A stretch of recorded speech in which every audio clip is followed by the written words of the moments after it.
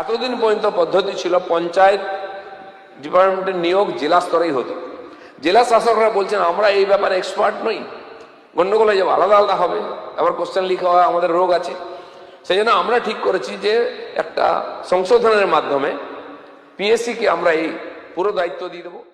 আশা করি ভিডিওটি দেখার পর কারো মনে আর কোনো দ্বন্দ্ব নেই, কারণ আমরা কয়েকদিন আগে যে ভিডিওটিতে বানিয়েছিলাম সেখানে বলেছিলাম যে দিলীপ ঘোষ মহাশয় আমাদের বলে দিয়েছেন যে পিএসসির মাধ্যমে আপকামিং পঞ্চায়েতের 11,000 হোক বা 6,500 হোক তার রিক্রুটমেন্ট প্রসেসটা হবে।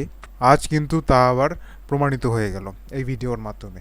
এবং এছাড়াও আরও দুটো পেপার কাটিং আমি তোদের দেখাচ্ছি, এগুলো তোরা পজ করে পড়তে পারিস। এখানে কিন্তু বলা রয়েছে যেই যানজটগুলো ছিল নিয়োগের ক্ষেত্রে সেগুলো কিন্তু আস্তে আস্তে মিটিয়ে ফেলা হচ্ছে। যেমন সুপ্রিম কোর্ট বা হাইকোর্টের যে মামলাগুলো ছিল যেগুলো প্রত্যাহার করার মতো সেগুলো কিন্তু স্টেট প্রত্যাহার করে নিচ্ছে, যাতে আপকামিং ভ্যাকেন্সিতে কোনো রকম অসুবিধা না হয়।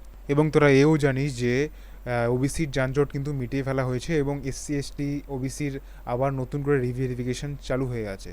তো আশা করা যায় আপকামিং 2-3 মাসের মধ্যে আমাদের রিক্রুটমেন্টের নোটিফিকেশান আসতে চলেছে, যেহেতু ডিসেম্বরের মধ্যে নিয়োগ প্রক্রিয়া ওরা সম্পন্ন করার কথা বলেছে। জানি না সেটা কতটা সত্যি হবে। এবার প্রশ্ন হলো এই যে পেপার কাটিংগুলো বা এত তথ্য আমরা পাই কোত্থেকে? দ্রুত তথ্য পাওয়ার জন্য তোরা এই টেলিগ্রাম গ্রুপটা জয়েন করে নিতে পারিস, কারণ ভিডিও বানানোর আগে কিন্তু আমি এই টেলিগ্রাম গ্রুপেই সমস্ত নোটিফিকেশানগুলো দিয়ে দিই, সেটা যে কোনো জব নোটিফিকেশান হোক বা পশ্চিমবঙ্গের যে কোনো রকম রিক্রুটমেন্টের নোটিফিকেশান। ভিডিওটি ভালো লাগলে সাবস্ক্রাইব করবে, কমেন্ট করবি কোনো যদি কোনো সমস্যা থাকে। আর আজকের মতো ধন্যবাদ।